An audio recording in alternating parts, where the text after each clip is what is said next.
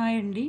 మనం ఇప్పుడు deep learning చూద్దాం. డీప్ లెర్నింగ్‌లో కొన్ని టాపిక్స్ చేద్దాం అనుకుంటున్నాను.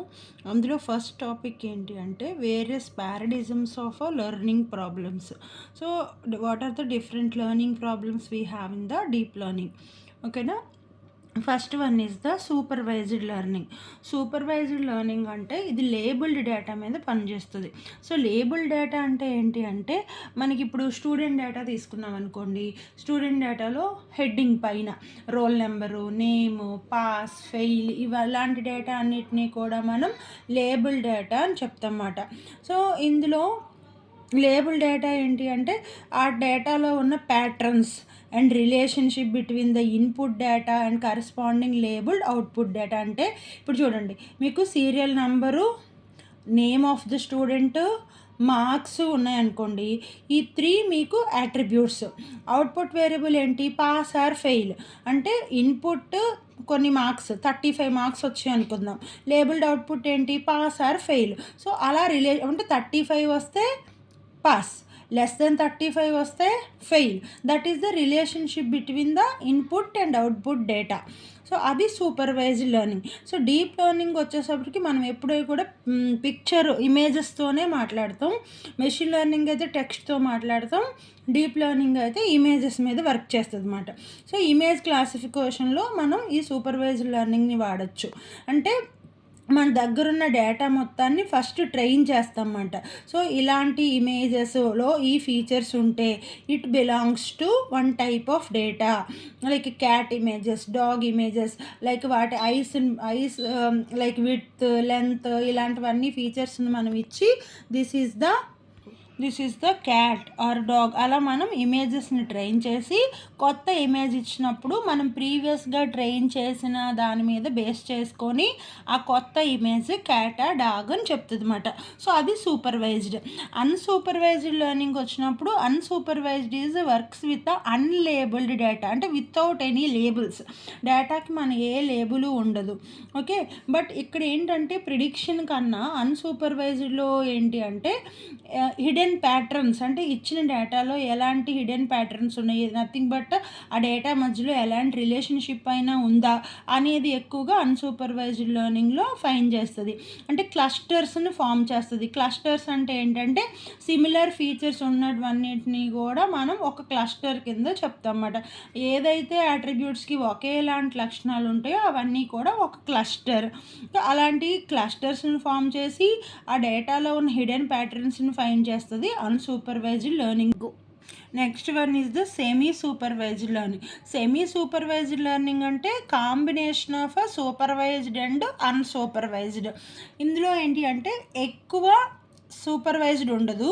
సూపర్వైజ్డ్ డేటా కొంచెం ఉండి అన్సూపర్వైజ్డ్ డేటా ఎక్కువ ఉంటుంది అన్నమాట. దానిని సెమీ సూపర్వైజ్డ్ డేటా అని చెప్తాం. Okay, next one is the reinforcement. Reinforcement ఏంటి అంటే ఫీడ్బ్యాక్ మీద పనిచేస్తుంది. అంటే మనం ఇచ్చిన ఫీడ్బ్యాక్ మీద వర్క్ అవుతుంది.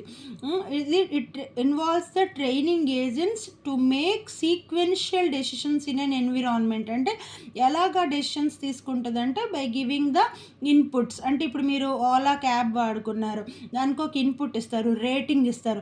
దానిని బట్టి నెక్స్ట్ వాడు ఎలా దాన్ని డెవలప్ చేయొచ్చు, ఇంకా ఏమైనా చేంజెస్ చేయాలా, అలా సీక్వెన్షియల్గా డెసిషన్ తీసుకొని ఆ యాప్ని అప్డేట్ చేసుకుంటూ వస్తాడు. సో ఇందులో మెయిన్ ఏంటి అంటే మ్యాక్సిమైజ్ ద రివార్డ్స్. అంటే ఎన్ని ఎక్కువ పాజిటివ్ ఫీడ్బ్యాక్స్ వస్తే మీ రీఇన్ఫోర్స్మెంట్ లెర్నింగ్ మీకు అంత మంచిగా జరుగుతుంది అన్నమాట. ఇక్కడ చూడండి, మనం ఇప్పుడు చెస్ అలాంటి గేమ్స్ ఆడతాం కదా. సో మనం ఎంతైతే మ్యాక్సిమైజ్ గేమ్ స్కోర్ని చేసుకుంటూ వెళ్తాం. అది reinforcement learning works on the feedback method and cumulative rewards. అంటే ఎన్ని మంచి రివార్డ్స్ ఎక్కువ తీసుకొని వస్తే అంత బాగా మీ మోడల్ వర్క్ చేస్తుంది అన్నమాట. Next one is the transfer learning. అంటే it involves transferring the knowledge from a pre trained model to new similar task. అంటే ఆల్రెడీ మనం ఒక దానిని ట్రైన్ చేసిన దానిని మళ్ళీ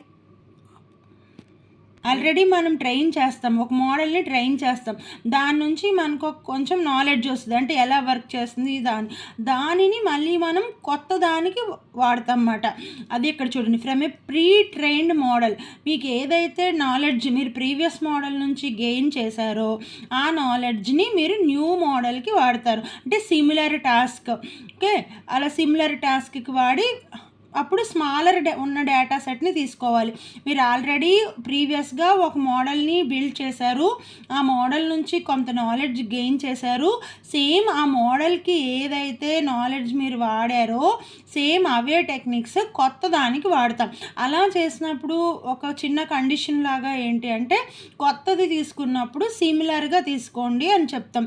మనం కూడా ఏదైనా కొత్తగా ట్రై చేస్తున్నప్పుడు ఏం చేస్తాం, చిన్నగా తీసుకొని కొంచెం తీసుకొని ట్రై చేస్తాం, ఆ తర్వాత అది మనకి సక్సెస్ అవుతే we will move to the bigger one. ఓకేనా. Next one is the generative modelling. Previous వన్ని ప్రిడిక్షన్, అంటే ఇమేజెస్ ఇచ్చి ట్రైన్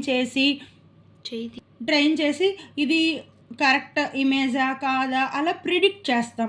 బట్ ఇక్కడ ఏంటి అంటే జనరేట్ చేస్తాం, జనరేటివ్ మోడలింగ్. అంటే జనరేటివ్ అంటే ఏంటి, డేటాని మనం క్రియేట్ చేస్తాం. బట్ ఈ క్రియేట్ చేయడానికి ఏంటి అంటే we need a large database, అంటే ఎక్కువ డేటా కావాలి, అండ్ కంప్యూటింగ్ కూడా హై కాంప్లెక్సిటీ. ఈ మోడల్ ఎప్పుడు కూడా మీకు హై కాంప్లెక్సిటీ మాట. So this generative model can learn the underlining distribution of data. అంటే ఆ ఇన్నర్ సైడ్ మీరు ఎప్పుడైనా జనరేట్ చేయాలంటే ఏంటి, లోపల దాని డీటెయిల్స్ అన్నీ మీకు అర్థం కావాలి. What type of data it is, ఎలాంటి రిలేషన్షిప్ ఉంది ఆ డేటాలో ఉన్న అట్రిబ్యూట్స్ మధ్య, ఇవన్నీ అంటే underlining distribution of the data మీకు తెలియాలి. అప్పుడు మాత్రమే మీరు న్యూ డేటాని జనరేట్ చేయగలరు. ఆ generate new samples similar to training data. So మీరు ఏదైతే ఈ జనరేటివ్ దాంట్లో ట్రైనింగ్ డేటా ఉంటుందో అలాంటి డేటాని మళ్ళీ మీరు తీసుకురాగలరు.